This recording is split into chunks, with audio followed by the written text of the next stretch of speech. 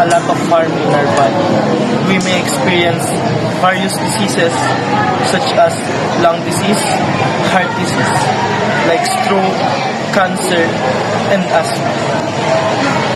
Did you know that cigarettes don't just harm our health and lungs? They also cause serious damage to the environment. When people carelessly throw cigarette butts on the ground, it creates many problems. These tiny pieces of waste pollute the soil, making it hard for plants to grow. They can also contaminate rivers and oceans, harming fish and other wildlife. Beaches often get littered with the cigarette butts, making them unpleasant and unsafe for everyone.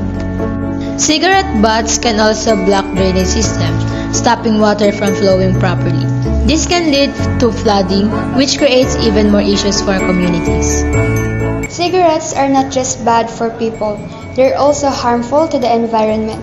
Let's work together to protect nature by properly disposing of cigarette waste and raising awareness about its danger. Every small action can make a big difference.